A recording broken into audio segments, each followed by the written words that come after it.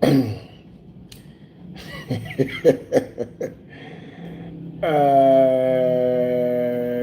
evening, good morning, good afternoon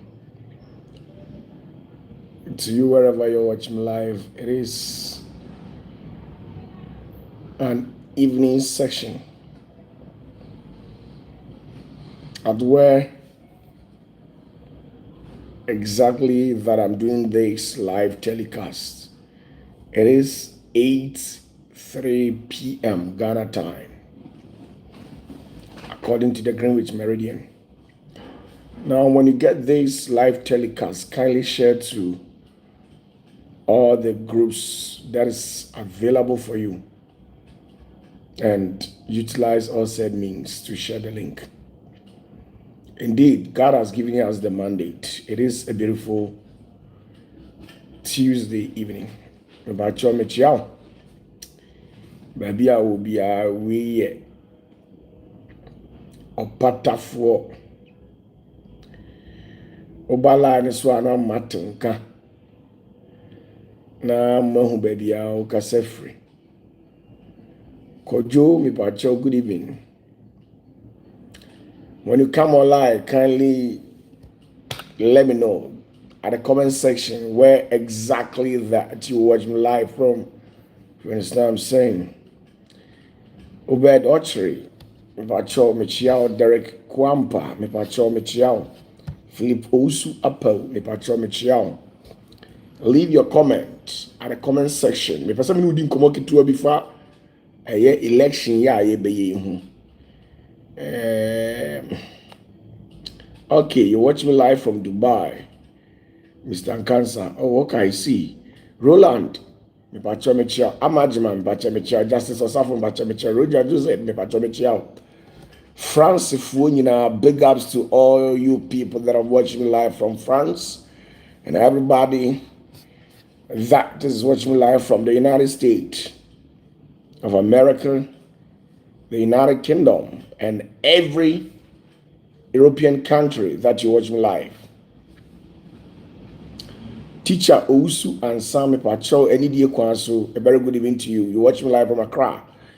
Gladys Enin Brooks, you watch me live from the New York. Wow, Eva Dubuahin, Pacho Michiamo. Big ups to you all. Much love and respect. Now, on Saka video ya no wa share amanaka ubinsa. Enkrofo bi send me voice note any messages be na draw bri abo me pacho me so. Wow, you watch me live from Israel, our motherland, and it is a promised land, right? Very good evening to you too, Nanadro Briabua. Pacho, once I live telecast where I know I share to a lot of people. I know I respect you. I've been receiving a lot of voice notes and then messages through all the message platforms. Some are through Facebook, Instagram, WhatsApp, and then TikTok. Okay, Sergio, you are watching live in Accra. Mensa Richard. Yes, sir. Mensa Richard. Na if one year. I hope refer say Dubai. Be ahoye. Eric Kwesi Teku or Qatar. Okay. So when you get this live telecast, can you share with a lot of people?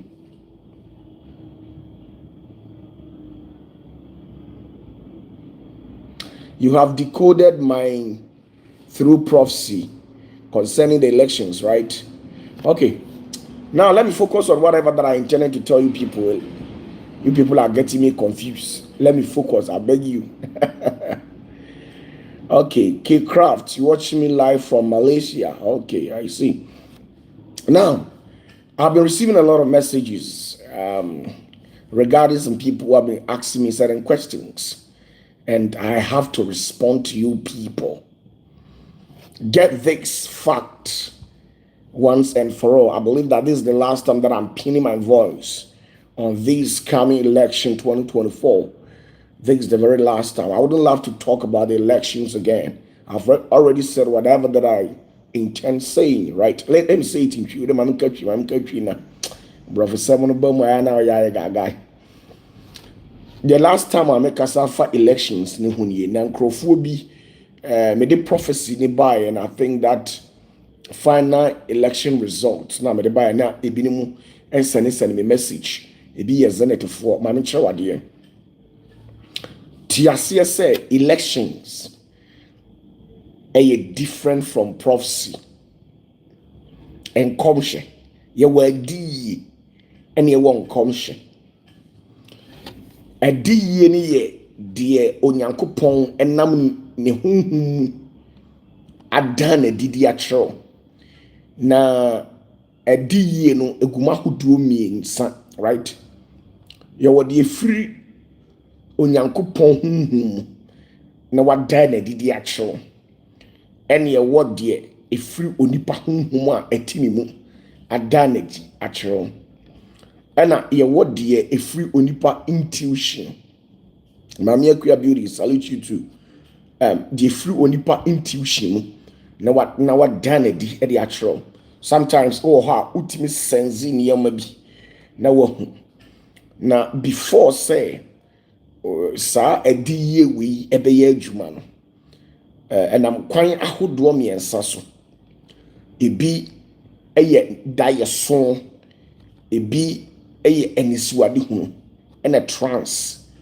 Sir, available portals we and onyankopon nam so any onipa de kasa. And we see many a diensem. And now say in commission is saying in commission. So obi ankomwa on shenkom. And he say abra okomfuo no ekom ye to nwoma na okom no na honhom bi esine so. Ye gas obi kom and say when you are dancing to the tune of a spirit. Now, what happened in the rest of the spirit? And they say your physical body and then your inner man alienate itself and tap into the divine realm or the realm of the spirit, thereby giving the spirit entities that opportunity or open a gateway for spirit entities to talk through you, right? That's how it happens in the rest of the spirit. To be betimi or comfort, be betimi aye odunsini malam ana osofo no ye komsheni. Commission sermon and say Sabia or your software, me your software to my can software, the men can't come for the sell pata for me shall say semetonio me to me radi. Me call yanko pon the many yen in the cassiatra, no yamen who seems no a debbie beady, namaka on yamen who sees. Both say in commissioner for Monoacasa crown yawe, it is there. Betty UK, salute Rake, as the ra, salute Danielato, but Isaac Bodu. God bless you. Now here lies the case. I need to see na mama de sound commission buy. Na bibre question me de ama me say papa mpacho. Obi timi bisa say papa mpacho me koto aba. Hwan na me nto aba ne ma no. Obi so etimi kase. Papa me pacho o support ba omia. If you say on commission, say me decoding commission na bibia akere say Baumia na kan ho asem na audio support nyina ama Baumia. Listen to me carefully. Mumu bebre mo nte kasa maso ayedin maso mu odin maso mumu bebre mo nte kasa mumu bebre mo nte kasa enti o ka asem ano no misinterpret your voice. Now listen to me and listen to me carefully. This is the last time. I will never talk about this coming election on the 7th of December again until we are done with the elections. What you say? Now, the TNA. Menfa me support MR.IBU and a mental Baumia. Semetai Baumia dia. And ye nanka me campaign at the Baumia, but mental Baumia. Name TNA. me ye onipa ususu uye onipa tumi ne honhom ena timi mu na de tie nie se meta ba omi akidi a ene nka meba betena ase ne maka kire wo se kono koto waba ne fama ba omi a ne momi nka bisa amfa nkire wo da efiri se mo a mubusa me se papa hwan ne ento ya aba mfama no ana se papa wakotai ba omi achi enti ekwa ye ntoma ba omi a ne tie yi ase ne se me de me yesunsumu adwuma ne elections different ye share saade we ase no me ka asembly kirem mo a mo hwe me nyina mo ye opatafoɔ fans nyina no mo bedi adanse se mabodawuro saa ama wo mo a omoko elections ni nyina no especially kwambedi ako ye bra kwambedi ako cheda ene kwadwo Allen Trematin ye papa Alan Cash ena Dr. Mahmoud Baumia ena ye papa John Dramani Mahama.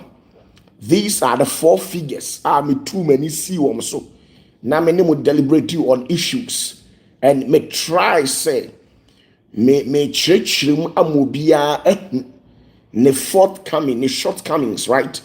Any baby and strongholds. Well, munim say me no man can na ama makacha da de maka yewura Baumia so de maka yewura Alan Kwadwo Trematin so de maka ye kan say yewura John Dramani Mahama de Emma me ma obia emre say 7 days to elections and I'm the final results enyina abaye de ya ebeba ifri say samre na kosi say ebeka 7 days to election bibia betimi yesi edintino NDC as a giant and a gargantuan political party monko ye mo corrections na mon rectify enioma na mon samra back na enioma sisa in the realms of the spirit me odifo opatafo me ba be ka kire mo sa na me ka kire mo say the besi bia so me ba be ka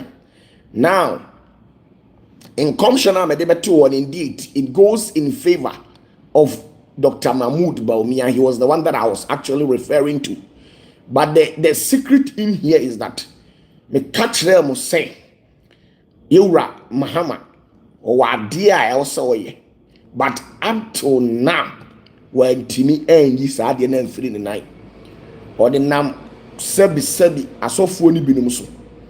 But the Biano, Obabon Paye, Oba friend Kran, or friend home. Nasa the end that's born 9 ha, right? And you know, I realize say for a year, me no can say till Saturday ni day, it is impossible. So I don't know ontimenya or your cry and me sure ontimenya and to get it now the TNE so your patafo achidi ni bia fa she otrim me ntimi me show say koto aba efama political party bi dabida mintimi nka nkyerɛ sɛ kɔto aba ma yewura John Dramani Mahama ana mintimi nka nkyerɛ also sɛ kɔto aba ema e kan sɛ Dr. Mahmoud Baumia ana Alan Kwadwo Trematin ana sɛ e fan sɛ Kwambedi Ako Joseph Poku, I salute you. K Craft, salute you. Mechia mu nyina mintimi nka nkyerɛ sɛ I cannot advocate for these people sɛ kɔto aba fama wo na me de me ye ja sa otuma John Dramani Mahama me supporto otuma Alan Kwadwo Trematin me supporto me nka se me wo me selfish interest ma kwaji sika wo political party bi ho enti me ba be catch say the asofo bi akwaji sika every political party bi a omudi omu TV stations and omu media promo aso politician me patro me nyebida media I stand as a neutral person. Nemom spiritual de mi hu ya enswano ewomu a epie aniswani hunu mo na mbeka kire mo say hey dem hu ye ni siw no ebo eye Dr. Mahmoud Baumia ti enti se me kasa e ma ne nye se opatafo aturo ni support e de ama Baumia dabida de ma hu spiritual na ma be ka kire wo na and so no ban on into assassin na mo political rallies no mo campaigns no me bomu sa political parties me bomu nyina akokɔ so obi anya an assignment but ebi antimi anyo omo de aye nkokɔ asa ene nsam keka ne atendidie ama ene omo antimi to me to me a me di kura me ne de omo antimi enu nti wo a oti hoi no political party bia open asem bia no ukɔ akɔto aba ma no me opatafoɔ de me nto aba de nti a me nto aba sɛ me kɔ na me kɔto aba de ma political party bia ɛne na saa party no ɛhohom timi mu tie nie sɛ ba ne saa de a ɛne na me opatafoɔ me ntimi nka no korɛ ɛwɔ nyamedwuma a me yim if we say there will be a conflict of interest tie nie ɛba ne saa so a onyankopɔn tumi a ɛwɔ me so no ɛnyɛ kɛse da ɛno nti awurade de ɔsoro kɔkɔbɔ ɛde ama ne sɛ menhwɛ na manto aba da ɛba ne saa sɛ mekɔto aba ɛde ma John Dramani Mahama ka hu sɛ ɛneɛ na medɔ ɛyɛ John Dramani Mahama ɛkyɛn party biara tirie sɛ meto aba ɛnso so ɛde ma ɛyɛ yɛka ne sɛ Dr. Mahmoud Baumia na kyɛ sɛ me ɔpatafoɔ me supportu Baumia sɛ me to aba de ma kyɛ dadeɛ a na me supportu no na mmom me pa kyerɛ ani die kwa so me supportu omumu bia me de ma yɛ agya efiri sɛ NDC foɔ ba me hɔ MPP foɔ ba me hɔ a me nka sɛ ma bɔ mpae ma MPP ntimi mmɔ mpae ma NDC ɛna me nka sɛ ma yi NDC agya ɛyɛ MPP ɛna me nka sɛ ma yi cheddar agya Alankash me de I stand in as neutral person.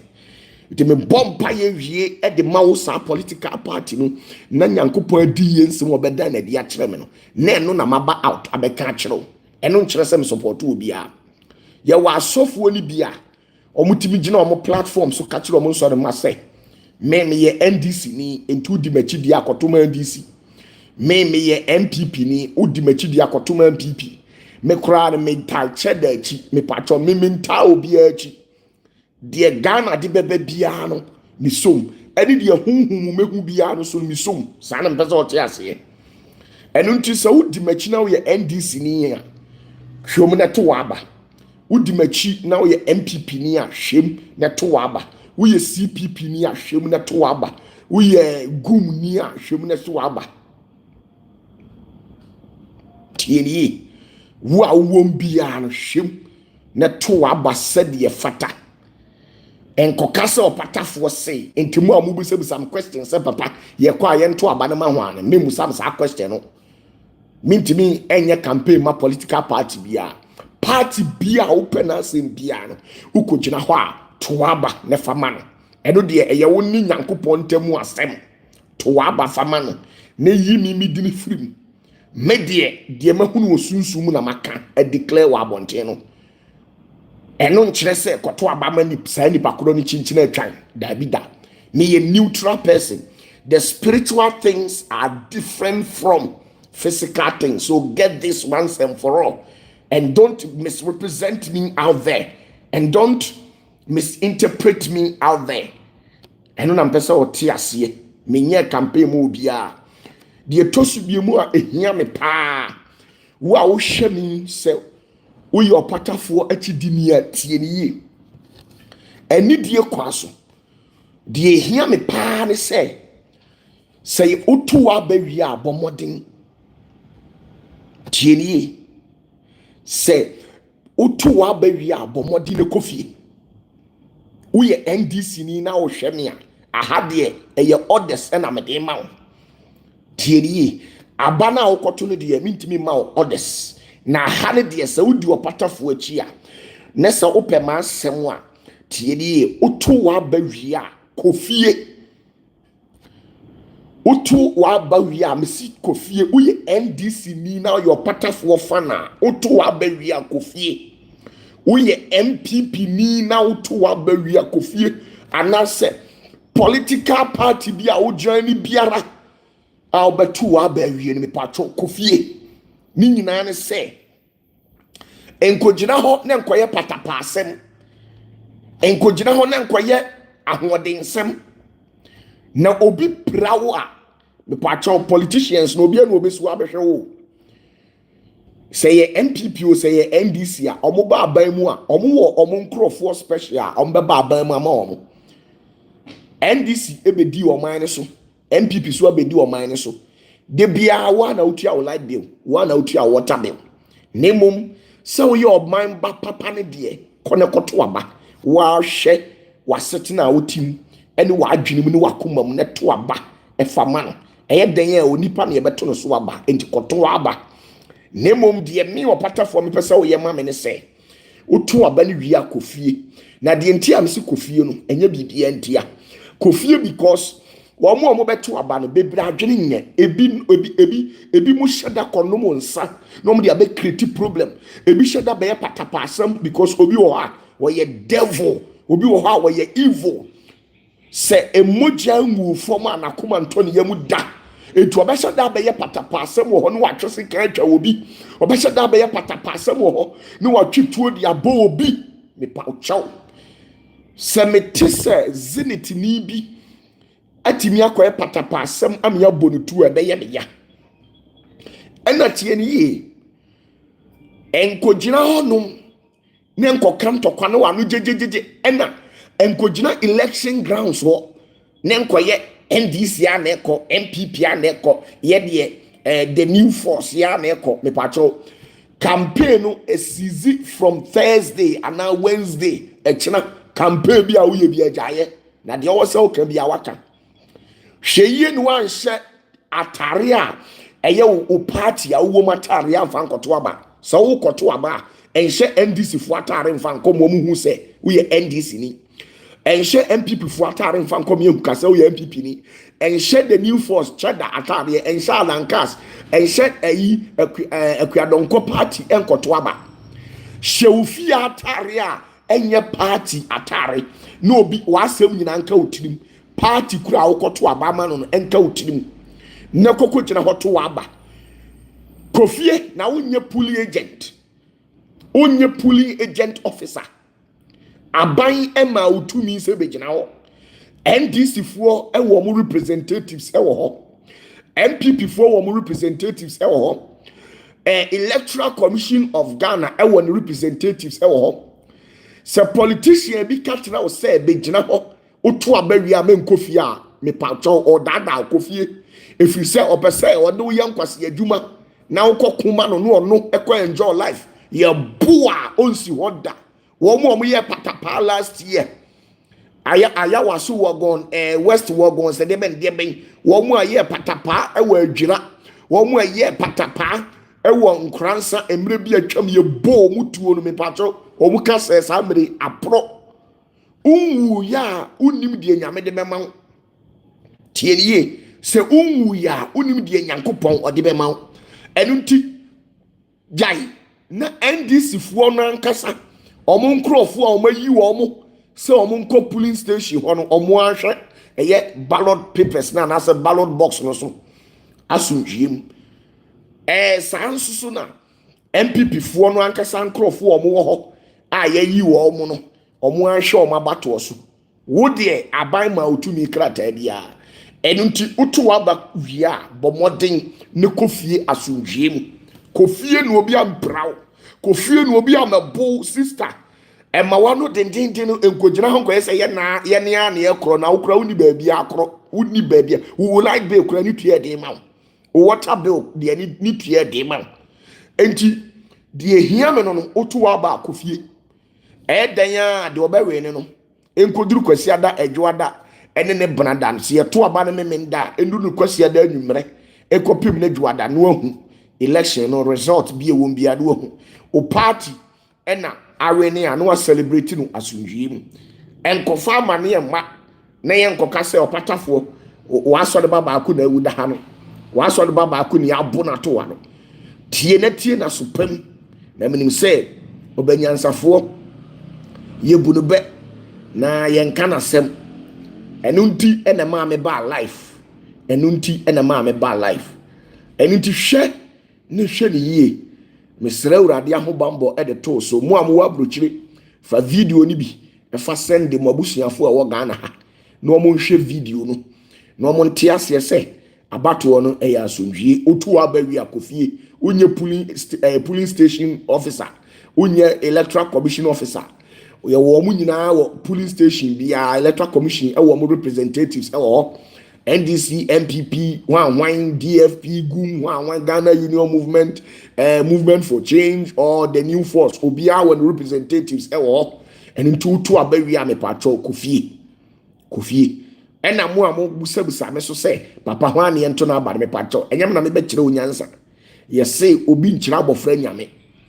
enkom hyenko tieriye enkom hyenko ena abato ososo ye de ya enko enti wa hwe wakomam de open na asem saa na momoto aba obi won mo se ade ofie aye ana say wa hwe policy ye kasa policy a eye amanyofo no presidential candidate no omo pe president na ye no hwehwe omu nyina na tietie omu nsem de ohwa na ne de to asomu no so de oba obeye no wani gye ho no wato aba ama no me ye sure say abatu e hyase yewura enibonyamfo John Dramani Mahama waka nsem bebre enioma bebre no so oba obeye eno de nyam na mbekeka bi wa ha wa unim saa nso na Mahmoud Dr. Mahmoud Baumia ono so wakeka ensem bebre e de akyerew oso oba obeye alan kwadwo kyerematen wakeka ensem bebre oso oba obeye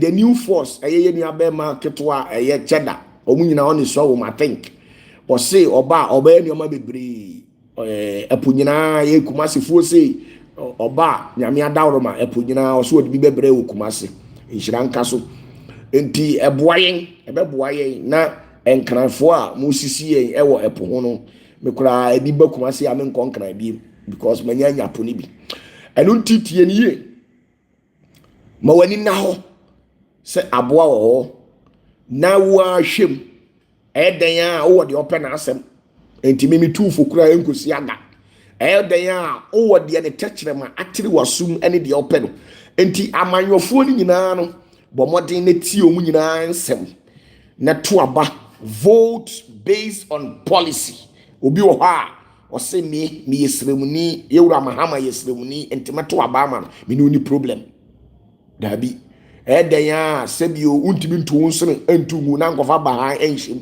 dabi ende ebi nsida enti obi wo so o say me yesremuni enti meto ma aba ede ama Mahmoud Baumia me patro me no ni problem enunti bomodin ne koto aba asundwiem ana me mpesa oba beka bibia kyem se papa me koto ma aba ma we me mpe bibia tie de ope no na wato aba de ama no enti to aba na sundwiem to na sundwiem na nyankopon ya adoma ye to aba ni wie a ifia da bai na wotwe meba life na ma be chirichirim meba be chirichirim enkomhyen mo enkomhyen na me share no ma ante ase. It goes beyond Baumia and John Dramani Mahama. The prophecy goes beyond these two people. And it goes beyond John Dramani Mahama and then Dr. Mahmoud Baumia. Although in the rest of the spirit, I saw Baumia leading Ghana as a president of this nation. That doesn't mean, say, Makasa anti Okoto Abadi Amano Debi. Wa Friwakuma Minu Wajin. Ma wadwene ne wakoma nkasa nchiro na koto aba asundwie, but in the realms of the spirit, that's what I saw. Now after election, Friday live, and yet this coming Friday, although this coming Friday a live video beba, but next week biemo no and meba be chirichirim after see ato aba na wie the entire me kan se ba omi na awene na me manka political party bia na manka presidential candidate bia me ba be chirichirim any parties na aka na omo mbe lose no the entire ma omo nyina lose election no me ba be chirichire ni nyina mu asundwie nkan bebre me pe wasem ya me hira onto nkwanam no wona montena koto aba asundwie mu na nyame ya adom a memenda sorry intem opekura a wo ye zenit member opa men contem because anopa no ya na ye hyehyehe entime ne wo a bomoden na ko ejom koto kodidwa na be wo fufuo na di tie nie kodwom wo ye zeniti ni a kodwom ne ko di udwa na be wo fufuo se mo so na abeno a ampesie na abebo a bra na bebo ana se be wo fufuo na di udi wi a anopamu wo wadidi awie ne wada ebo be awia 1 ana se 2 a na wakoto aba because aba no yibe wi aba no enumere 5 o se bibisa etie ebo be 3 kra na wonko nanka edom no eso ate na atutura asem bia ni ho anopane de ya na emu ohye anopane ya na emu ohye udi agro bia bo wasum enti udidi wi ada udidi wi emo be 10 na wadidi awie no wada emo be 2 kra no asa asole adi abrobe bia na kwadu anka bia guso wanya abotre dware kama shofi atare na kwaje wa aba ne to otu wie ya so asa ba fie we obi antimi mmo obi antimi nchew enti fa adwene ni nyansa to aba na awokọ no enkoto aba ma obi nkopo me pacho machia anwumere ba bia wodi a na makramo na mi shiramo awade ntomo nkwanem ena mo amo oil sebo no so no ye bie kwan na tum obetimi asende usika no if we say latest by 21st ma close all chapters from abroad e receive funds be apart from one be 29 for mo aka nyina ne a ma close ni nyina na yetimi ahu bebre ena attender in omo funds. God bless you, each and every one of you who have been supported by ministry, who has showed me love from day one.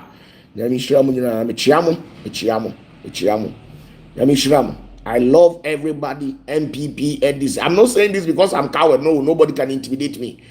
It's not, don't think that people have sent me a threatening message. That's why I've come out to say this. No. Nobody can. Even if you send me a threatening message, your own cup of tea, I don't care. Who the heck are you? I don't care. But nobody has even done that. No. Obiano awayesa. Obiano awasani me message be edidi matem. No. Obianka sa. Nemo no nyankopon ya adoma. To aba sujim. Mia na mete wona me hu ni say ma membra na me educate wo mo edome ene wo mo edi machi wo Ghana. No mu hu kwan on befa so on beto aba ene wa no. Eni ti na me ba ya no obi ehunu na me. Nyame shira. O shira bebre. Peace.